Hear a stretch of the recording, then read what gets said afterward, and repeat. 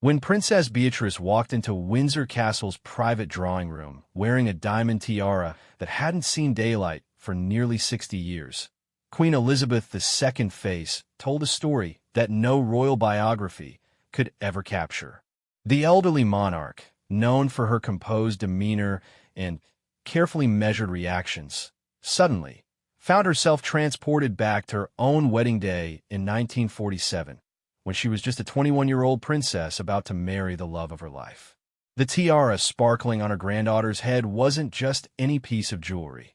It was the very same one the Queen had worn on the most important day of her young life, a symbol of love, tradition, and the weight of royal duty that had shaped her entire existence.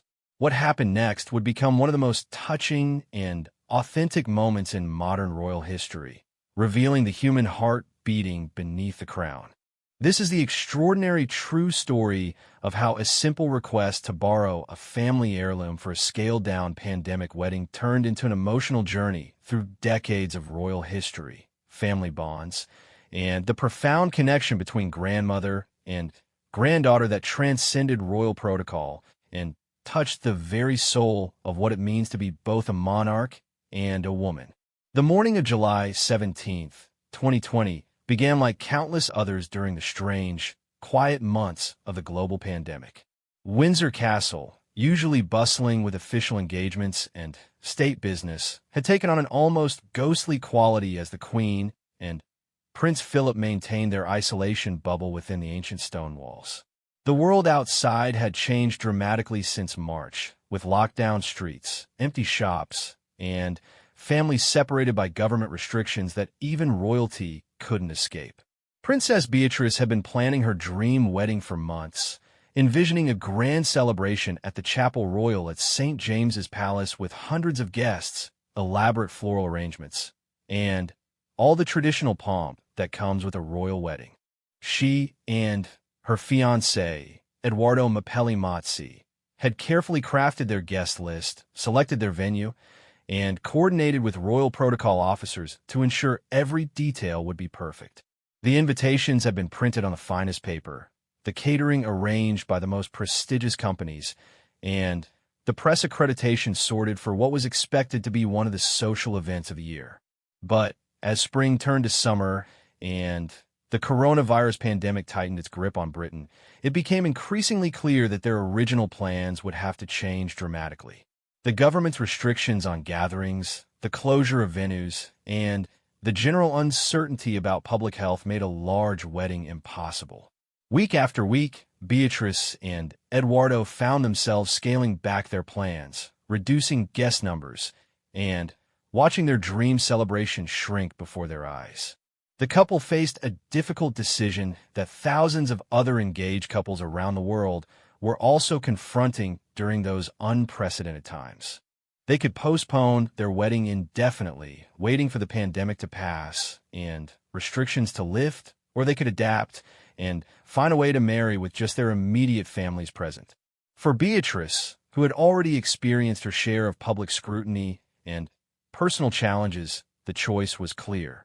She wanted to marry the man she loved, pandemic or no pandemic, grand celebration or intimate ceremony. The decision to proceed with a small, private wedding brought its own unique set of challenges. Royal weddings, even intimate ones, require careful coordination with security services, coordination with the press to maintain privacy while acknowledging public interest, and navigation of complex family dynamics within the House of Windsor.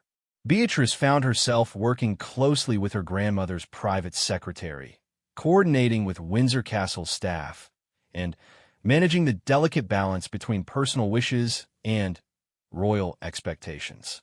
Queen Elizabeth II, despite being in her mid-90s and dealing with the unprecedented challenges of leading a nation through a global crisis, took a personal interest in ensuring her granddaughter's wedding day would be special despite the circumstances. The monarch had lived through the London Blitz, the end of the British Empire, numerous political crises, and personal family tragedies, but the pandemic presented challenges unlike any she had faced during her long reign. Yet her granddaughter's happiness remained a priority that transcended the chaos of the outside world. The Queen's relationship with Beatrice had always been particularly warm and affectionate.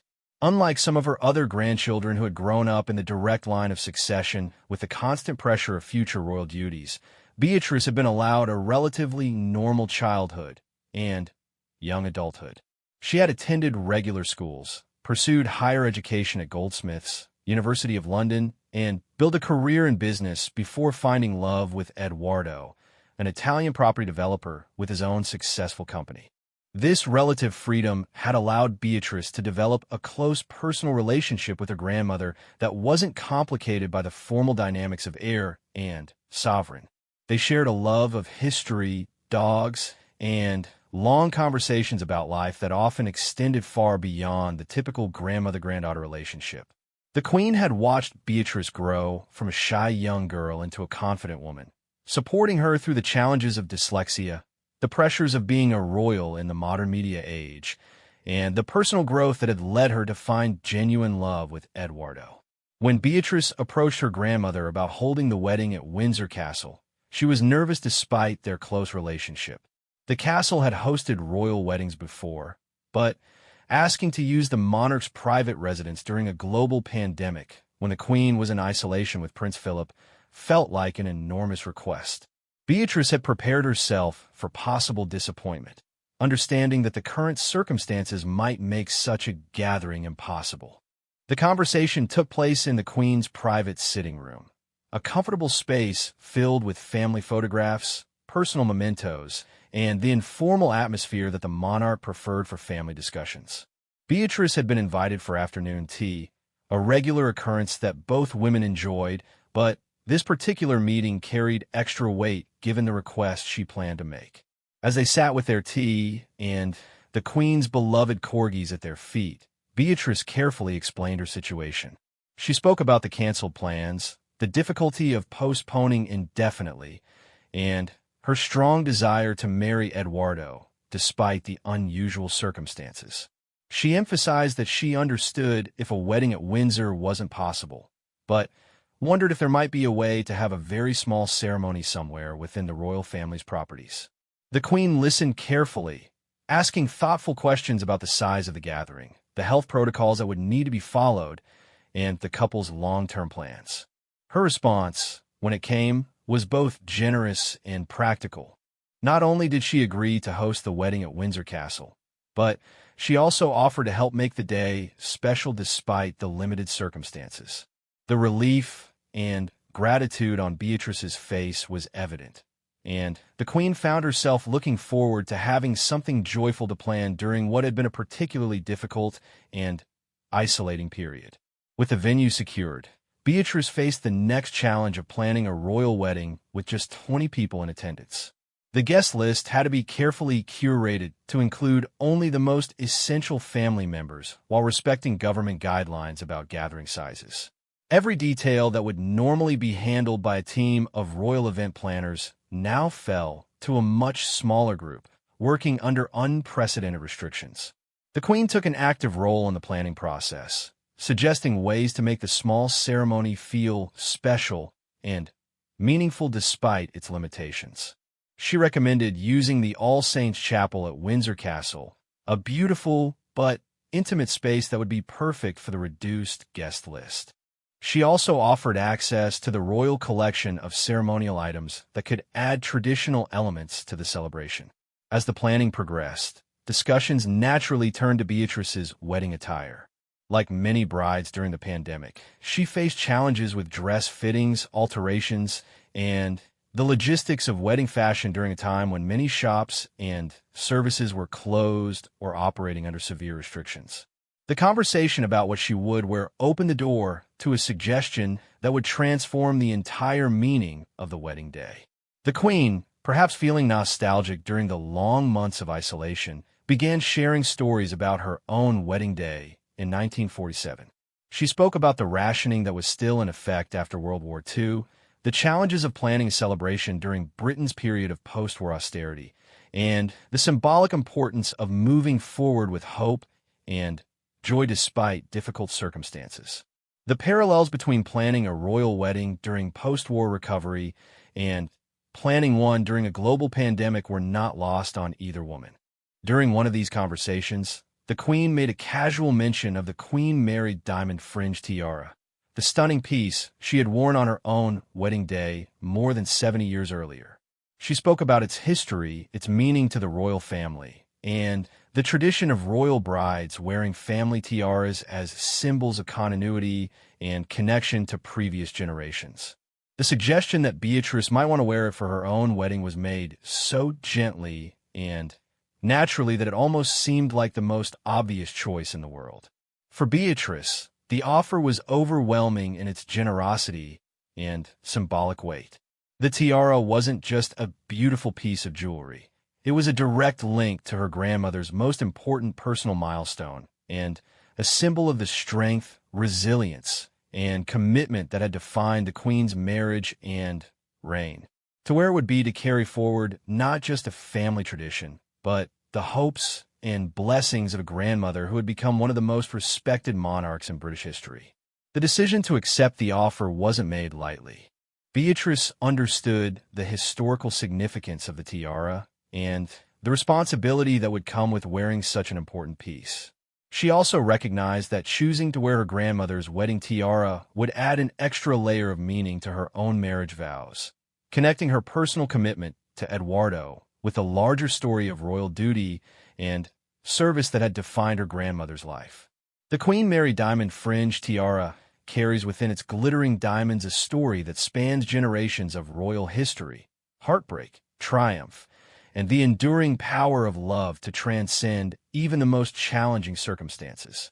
Created in 1919 by the royal jewelers Garrard, the tiara was originally a wedding gift from Queen Mary to her new daughter-in-law, but its journey to becoming one of the most significant pieces in the royal collection began decades earlier with a love story that captured the imagination of the entire British Empire. The diamonds that would eventually form the tiara were originally part of a necklace given to Princess Victoria Mary of Teck, later Queen Mary, by Queen Victoria herself. The gift represented more than just royal generosity. It symbolized acceptance into the royal family and recognition of Mary's future role as a queen consort. The necklace had been worn during some of the most important state occasions of the late Victorian era, glittering at court presentations, state banquets, and diplomatic receptions that shaped the course of British history. When Queen Mary commissioned the transformation of the necklace into a tiara in 1919, she was creating more than just a piece of jewelry. The fringe design, with its 11 sections of graduated diamond spikes, represented a new era of royal style that moved away from the heavy, ornate pieces of the Victorian period towards something more refined and elegant. The flexibility of the design allowed it to be worn as both a tiara and, with the addition of a special frame, as a necklace, making it one of the most versatile pieces in the royal collection. The tiara made its debut during the post-World War I period, when the British royal family was working to modernize their image and connect with a nation that had been forever changed by the devastating conflict. Queen Mary understood the symbolic power of jewelry in royal communication, and the elegant simplicity of the new tiara reflected a monarchy that was moving forward while honoring its traditions. The piece became one of Queen Mary's favorites, worn during state visits, important ceremonies, and family celebrations throughout the 1920s and 1930s. When Princess Elizabeth received the tiara as a wedding gift in 1947, it came with the weight of this history and the blessing of a grandmother who had guided the royal family through some of its most challenging periods. Queen Mary had lived through the abdication crisis that brought Elizabeth's father to the throne unexpectedly, had supported the family through World War II when Buckingham Palace was bombed, and the future of the monarchy seemed uncertain, and had watched her young granddaughter prepare for a role that would define not just her own life, but the future of the British Commonwealth. The morning of November 20th, 1947, Princess Elizabeth's wedding day, had been filled with the kind of chaos that seems to accompany even the most carefully planned royal events. The tiara, which was to be the crowning element of her bridal ensemble, had suffered a devastating setback just hours before the ceremony was to begin. As the princess's hairdresser was making final adjustments, the tiara's frame snapped, sending diamonds scattering across the floor of her dressing room at Buckingham Palace. The panic that ensued was immediate and intense. Royal jewelers were summoned from across London, but with the ceremony scheduled to begin in just a few hours, there seemed to be no time for proper repairs. The princess, who had remained remarkably calm throughout the morning despite the magnitude of the day ahead of her, found herself facing the possibility that she might have to walk down the aisle of Westminster Abbey without the tiara that was meant to symbolize her transition from princess to future queen. The solution came through a combination of royal resourcefulness and the kind of wartime ingenuity that had become second nature to many Britons during the difficult years of the 1940s. The court jewelers worked frantically to create a temporary repair that would hold the tiara together long enough for the ceremony, while backup plans were quickly developed in case the fix didn't work. The entire palace seemed to hold its breath as the delicate repair work continued, with everyone from senior courtiers to palace maids following the progress anxiously. When the tiara was finally declared stable enough for the ceremony, the relief was palpable throughout the palace. Princess Elizabeth, who had watched the drama unfold with the composure that would later characterize her reign as queen, simply smiled and allowed her hairdresser to carefully position the repaired piece on her head. The temporary repair held perfectly throughout the ceremony, and none of the thousands of spectators or millions of radio listeners around the world knew how close the day had come to royal jewelry disaster. The tiara's successful debut on Princess Elizabeth's wedding day marked the beginning of its most famous chapter, but it also represented something deeper about the character of the future queen. Her calm handling of the morning's crisis demonstrated the resilience and grace under pressure that would define her approach to royal duty for the next 7 decades. The tiara became a symbol not just of royal tradition, but of the ability to overcome unexpected challenges with dignity and determination. After the wedding, the tiara returned to the royal vault, where it remained largely unseen by the public for the next several decades. Occasionally, it would make appearances at major state occasions or family celebrations, but as the Queen's collection of tiaras grew and her style evolved, the Queen Mary diamond fringe tiara became more of a precious family heirloom than a regularly worn piece of state jewelry. Its significance lay not in its frequent use, but in its connection to one of the most important days in the Queen's personal life. The tiara witnessed the transformation of Princess Elizabeth from a young bride with hopes and dreams similar to any other woman in love into Queen Elizabeth II, the longest reigning monarch in British history. It had been present during the happiest moments of her personal life and had symbolized the beginning of a marriage that would become one of the most enduring and successful royal partnerships in history.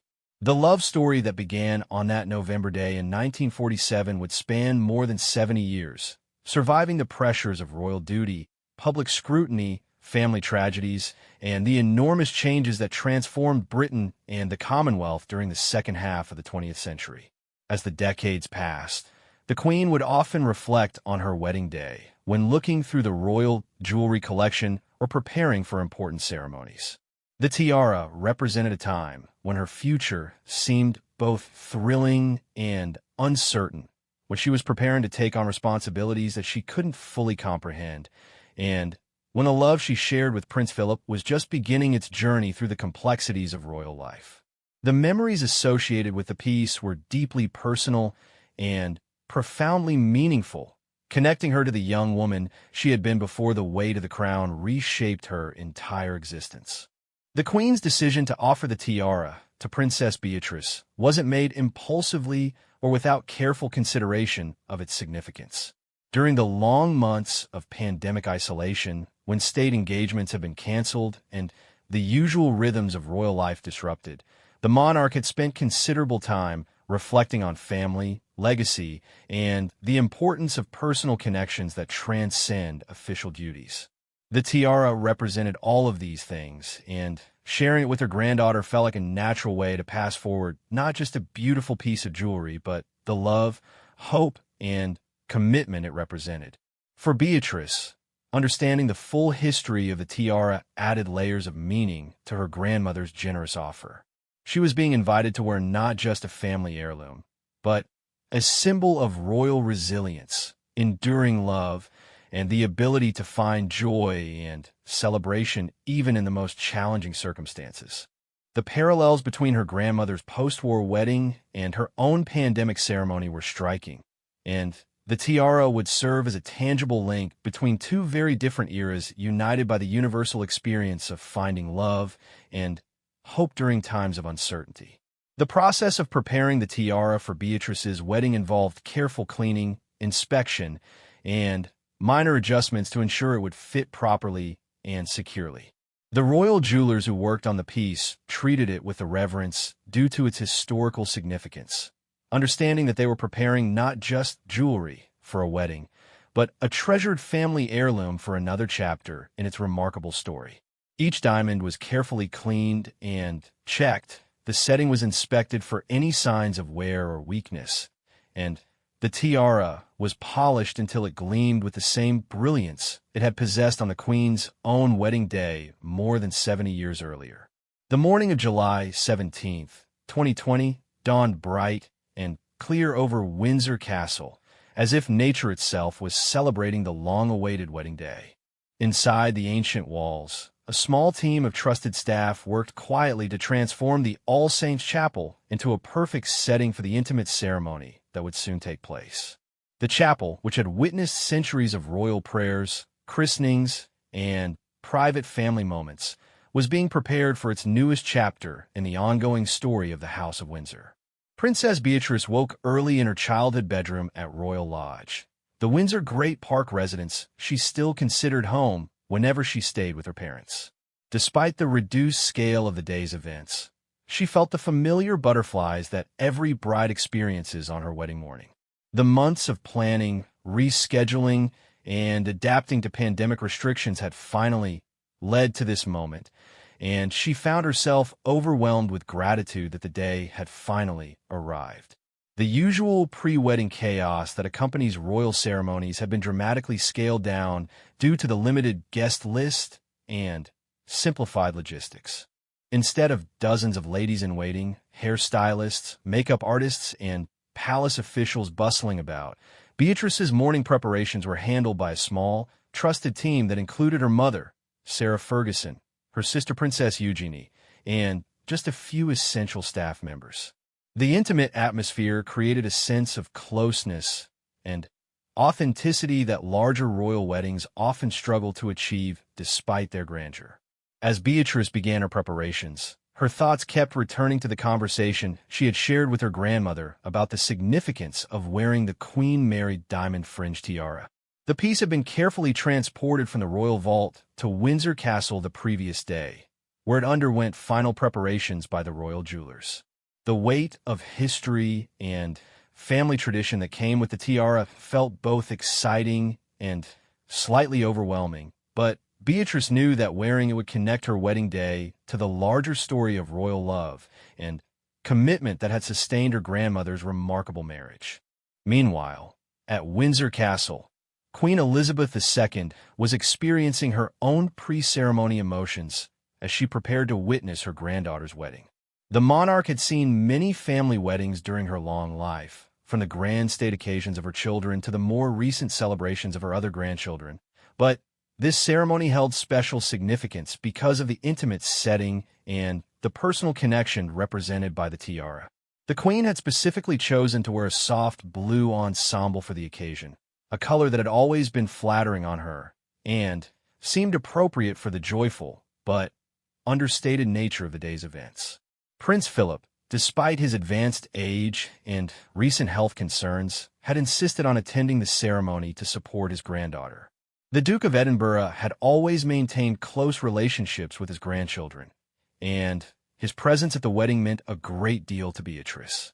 His determination to be there, despite the challenges posed by his age and the pandemic restrictions, demonstrated the importance the royal family placed on supporting each other during significant life moments. The guest list for the ceremony read like a carefully curated selection of the most important people in Beatrice's life. Her parents, Prince Andrew and Sarah Ferguson, would both be present despite their divorce status, united in their shared joy for their daughter's happiness. Princess Eugenie and her husband Jack Brooksbank were there to represent the next generation of the royal family, while Eduardo's young son Christopher would serve as both a wedding guest and a symbol of the blended family that was being created through the marriage. Eduardo Mapelli Mazzi had arrived at Windsor Castle early in the morning, accompanied by his parents and closest family members. The Italian property developer, who had built a successful career independent of royal connections, found himself both honored and slightly overwhelmed by the historic setting for his wedding. The man who had fallen in love with Beatrice for her intelligence, warmth, and independence was now preparing to marry her in a castle that had been home to British monarchs for nearly 1,000 years. The final preparations for Beatrice's appearance began in mid-morning, with her hair being styled to accommodate the tiara in a way that would both showcase the jewelry's beauty and complement her overall bridal look. The vintage Norman Hartnell dress she had chosen, which had been lent to her by the Queen and originally worn by Her Majesty in the 1960s, required careful pressing and minor alterations to ensure a perfect fit. The dress choice added another layer of family connection to the wedding ensemble, creating a look that honored royal tradition while reflecting Beatrice's personal style. As the moment approached for the tiara to be placed on Beatrice's head, a sense of anticipation filled the room. Sarah Ferguson, who had experienced her own royal wedding more than 3 decades earlier, understood the magnitude of the moment and the emotions that her daughter must be feeling. Princess Eugenie, who had worn the emerald Kokoshnik tiara for her own wedding in 2018, offered sisterly support and encouragement as the final touches were made to Beatrice's appearance. The Queen Mary diamond fringe tiara was brought to Beatrice's dressing room in a special case, accompanied by one of the royal jewelers who would ensure it was properly positioned and secured. The tiara, which had been cleaned and polished until every diamond sparkled with maximum brilliance, seemed to capture and reflect every ray of light in the room.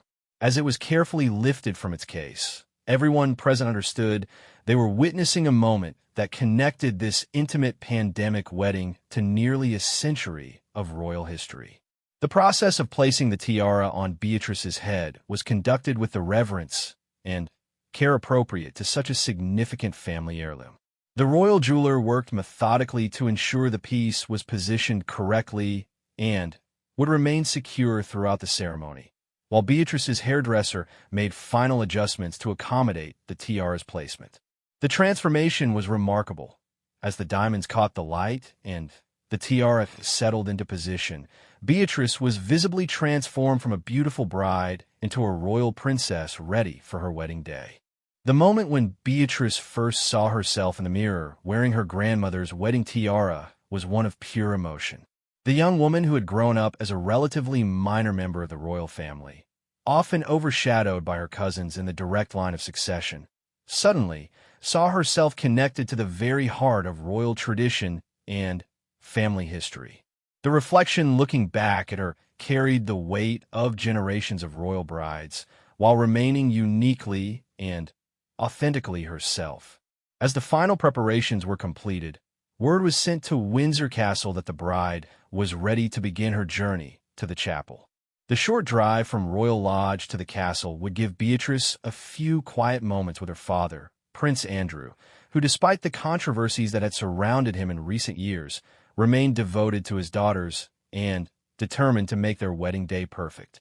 The father-daughter relationship that had sustained both of them through various challenges would reach a new milestone as Andrew prepared to walk his eldest daughter down the aisle. The Queen, who had been monitoring the morning's preparations from Windsor Castle, received regular updates on Beatrice's readiness and the overall progress of the day's events. Her Majesty had specifically requested to be informed when the tiara had been successfully positioned, understanding the emotional significance of that particular moment. When word arrived that Beatrice was ready and looked radiant in the family tiara, the Queen felt a rush of emotion that connected her to her own wedding day and the young bride she had once been. The security arrangements for the wedding were extensive but discreet designed to protect the royal family while maintaining the intimate atmosphere that Beatrice and Eduardo had specifically requested. The pandemic restrictions had actually simplified some aspects of security planning, as the reduced guest list and limited movement around the castle grounds made it easier to ensure everyone's safety. The security team had worked closely with health officials to ensure all appropriate protocols were followed while allowing the celebration to proceed normally. As the time approached for the ceremony to begin, the guests began making their way to All Saints Chapel, which had been transformed with simple but elegant floral arrangements that reflected the couple's preference for understated beauty over elaborate displays. The flowers sourced from the Windsor Castle Gardens where possible created a natural and organic feeling that complemented the historic architecture of the chapel while adding touches of color and fragrance that enhanced the romantic atmosphere. The moments before Princess Beatrice's entrance into All Saints Chapel were filled with the kind of nervous energy and anticipation that accompanies even the most intimate wedding ceremonies. Inside the small but beautiful chapel, the carefully chosen guests had taken their seats, creating an atmosphere of warmth and love that seemed to fill every corner of the historic space. The chapel itself, with its stunning stained glass windows and intricate architectural details, provided a backdrop that was both grand enough to honor the significance of the occasion and intimate enough to reflect the personal nature of the celebration. Queen Elizabeth II had taken her place in the front row, accompanied by Prince Philip, whose presence, despite his advanced age, added an extra layer of meaning to the day's events. The monarch appeared relaxed and happy, dressed in her carefully chosen blue ensemble with a matching hat that framed her face beautifully. Her jewelry choices for the day were deliberately understated, allowing the focus to remain on the significance of the family tiara that would soon make its entrance on her granddaughter's head. The Queen's emotions as she waited for the ceremony to begin were complex and deeply personal. As a grandmother, she felt the natural joy and pride that comes with witnessing a beloved granddaughter's wedding day. As a monarch, she understood the historical significance of the family heirloom that would soon be displayed before this intimate gathering. But perhaps most poignantly, as a woman who had worn that same tiara on her own wedding day more than 70 years earlier, she was experiencing a profound connection to her own past and the journey that had brought her from young bride to respected sovereign. Prince Andrew, despite the personal challenges he had faced in recent years, appeared focused entirely on his role as father of the bride. His relationship with both of his daughters had remained strong throughout various difficulties, and his determination to make Beatrice's wedding day perfect was evident in every detail of his preparation. The walk down the aisle that he would soon take with his daughter represented not just a traditional father's duty, but a moment of redemption and family unity that transcended the controversies that had surrounded him. Eduardo Mazzi stood at the altar with his best man, radiating the kind of nervous excitement that every groom experiences regardless of the grandeur or intimacy of the setting. The Italian property developer who had won Beatrice's heart looked handsome and confident in his mourning suit, but those who knew him well could detect the slight nervousness that came with marrying into one of the world's most famous families in one of the most historic settings imaginable. The chapel's acoustics, which had been designed centuries earlier to carry the voices of royal prayers and hymns, seemed to hold the collective breath of the small congregation as they waited for the bride's entrance. The intimate setting meant that every emotion, every glance, and every subtle reaction would be clearly visible to all present, creating an atmosphere of shared participation that larger royal weddings often struggle to achieve despite their magnificence. Outside the chapel, Princess Beatrice was making her final preparations with her father before their entrance. The short walk from the castle to the chapel had given them a few precious minutes together, during which Prince Andrew had expressed his pride in the woman his daughter had become and his confidence in the marriage she was about to enter. These father-daughter moments, away from the complexities of royal life and public scrutiny, represented some of the most authentic and meaningful aspects of the day's celebration. The vintage Norman Hartnell dress that Beatrice wore, borrowed from her grandmother's personal collection, fit her beautifully and created a stunning silhouette that was both timelessly elegant and uniquely suited to her personal style. The dress choice had been made not just for its beauty, but for the additional layer of family connection it provided, linking Beatrice's wedding day to her grandmother's own history of fashion and style. The fact that the Queen had worn the dress during important occasions in the 1960s added depth and meaning to its appearance at this family wedding. But it was the Queen Mary diamond fringe tiara that truly completed Beatrice's bridal transformation. The tiara, which had been carefully positioned to complement both her hairstyle and the neckline of her dress, caught the afternoon light streaming through Windsor's windows and seemed to radiate with its own inner brilliance. The 11 graduated diamond spikes created a crown-like effect that was both regal and feminine, perfectly suited to a princess who had grown up balancing her royal heritage with her desire for a relatively normal life. As the chapel doors opened and the first notes of the processional music filled the air, there was a collective intake of breath from the assembled guests. Beatrice appeared in the doorway with her father, and the sight of her in the family tiara created an immediate emotional response throughout the small congregation. The transformation from the young woman they had all known and loved into a radiant royal bride was stunning. But it was the symbolic weight of the tiara that made the moment truly extraordinary. The Queen's reaction to seeing her granddaughter wearing the same tiara she had worn on her own wedding day was immediate and unmistakable. Despite her legendary composure and decades of experience in maintaining royal dignity during public moments, the monarch's face reflected a complex mix of emotions that spoke to the deeply personal nature of what she was witnessing. Her eyes, which had seen so much history unfold during her long reign, filled with tears that she made no attempt to hide from the small gathering of family members. The emotional response was not just about the tiara itself, though its significance was profound. The Queen was seeing her granddaughter at one of life's most important moments, wearing a piece of jewelry that connected 3 generations of royal women and represented the continuity of family love that transcends even the most formal aspects of monarchy. The sight of the tiara on Beatrice's head brought back vivid memories of her own wedding day, the hopes and dreams she had carried as a young bride, and the unexpected journey that had led her from Princess Elizabeth to Queen Elizabeth II.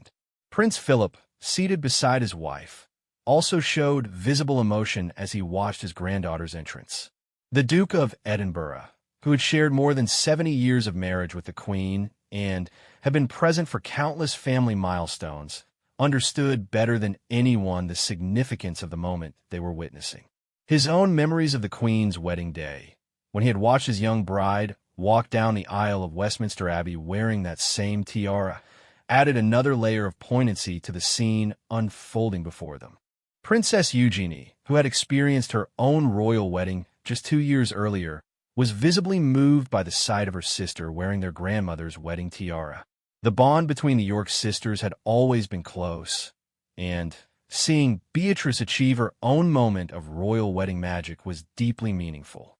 Eugenie's presence at the ceremony represented not just sisterly support, but the continuation of family traditions and relationships that would extend beyond this single day.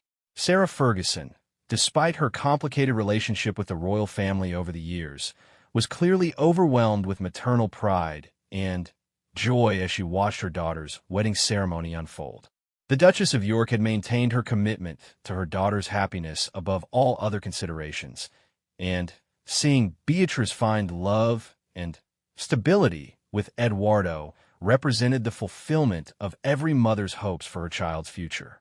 The processional down the chapel's aisles seemed to move in slow motion, allowing everyone present to fully absorb the beauty and significance of the moment. Beatrice moved with the grace and confidence that had characterized her approach to royal duties throughout her adult life.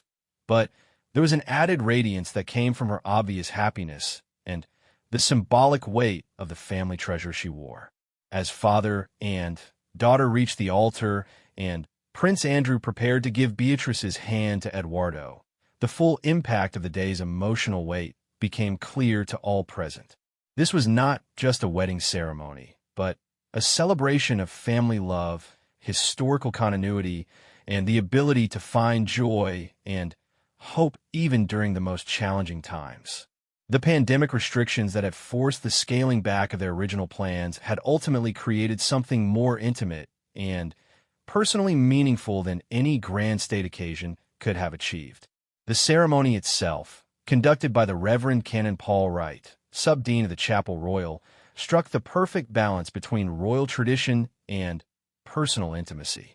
The familiar words of the wedding service took on special meaning in the historic setting, surrounded by family members who represented both the present and future of the royal family. The vows exchanged between Beatrice and Eduardo were deeply personal and authentic, reflecting their genuine love and commitment to each other while acknowledging the unique circumstances that had shaped their wedding day. The moment when Eduardo Mapelli slipped the wedding ring onto Princess Beatrice's finger marked not just the culmination of their personal love story, but the creation of a new branch of the royal family tree during one of the most unusual periods in modern history. The simple gold band, which had been blessed according to royal tradition with Welsh gold from the mine that had provided rings for royal brides for nearly a century, symbolized the couple's commitment to face whatever challenges the future might bring together. As a newly married couple shared their first kiss as husband and wife, the small congregation in All Saints Chapel erupted in gentle applause and expressions of joy that reflected the intimate nature of the celebration. The Queen, who had maintained her composure throughout most of the ceremony, finally allowed her emotions to show fully as she witnessed the completion of her granddaughter's transformation from princess to married woman. The tears that had threatened throughout the service now flowed freely, and Her Majesty made no attempt to hide her overwhelming happiness and pride. The sight of the monarch openly displaying such genuine emotion had a profound impact on everyone present. Those who had served the Queen for decades had rarely seen her allow personal feelings to override her public composure, and the authenticity of her reaction spoke to the deep love she felt for Beatrice and the special significance of seeing her own wedding tiara pass to another generation. Prince Philip, despite his own emotional response to the ceremony, reached over to offer his wife his handkerchief, a small gesture that reflected their own enduring partnership and mutual support. The recessional from the chapel provided another opportunity for the guests to fully appreciate the stunning effect of Beatrice's bridal ensemble. As she walked back down the aisle with her new husband, the Queen Mary diamond fringed tiara caught the afternoon light streaming through the stained glass windows, creating rainbow reflections that seemed to bless the newly married couple. The vintage Norman Hartnell dress moved gracefully with each step, and the overall effect was both timelessly elegant and uniquely suited to this particular moment in royal history.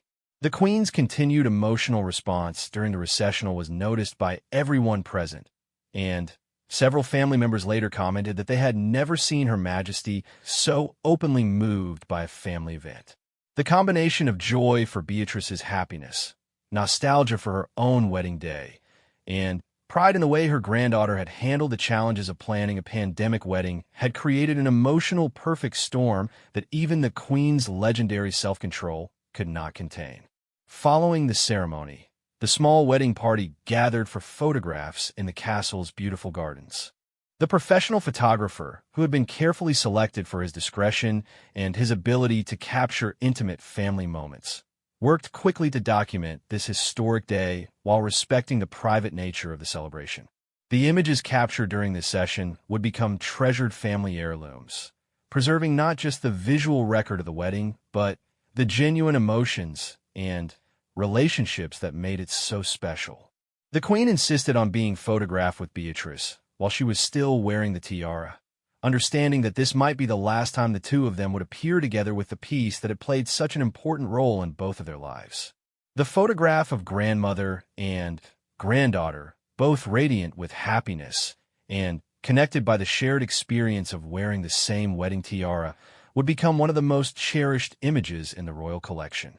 During the photo session, the Queen took the opportunity to share more personal memories of her own wedding day with Beatrice, recounting stories that had never been told publicly about the emotion she had felt as a young bride and the significance the tiara had held for her throughout the decades of her marriage.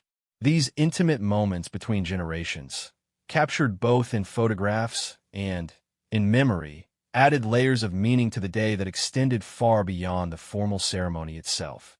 The wedding reception, held in the castle's private dining room, was a celebration that perfectly balanced royal tradition with family intimacy.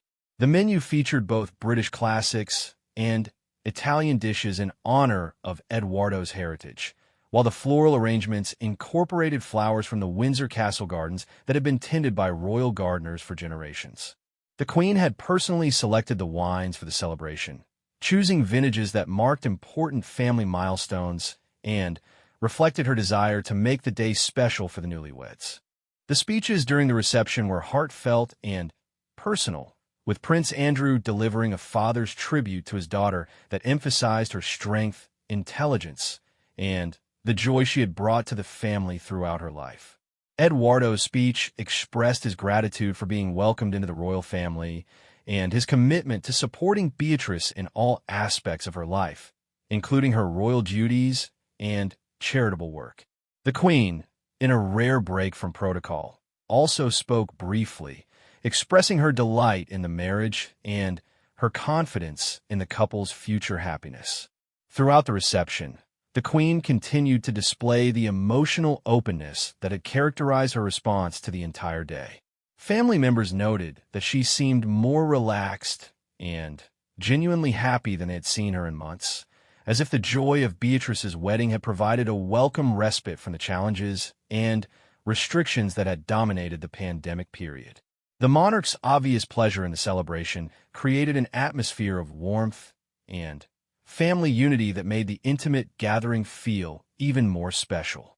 The decision to keep the wedding small and private, which had been forced upon the couple by pandemic restrictions, ultimately created an experience that was more personally meaningful than any grand state occasion could have been. The intimate setting allowed for genuine family interactions, heartfelt conversations, and the kind of emotional authenticity that is often difficult to achieve in larger royal events. The Queen later commented that the wedding reminded her of family celebrations from her own childhood, when royal gatherings were primarily about family bonds rather than public spectacle. As the afternoon progressed, and the time came for Beatrice to change out of her wedding attire, the removal of the Queen Mary diamond fringe tiara marked the end of its active participation in the day's celebration. The careful process of removing and securing the precious piece was conducted with the same reverence that had accompanied its placement hours earlier.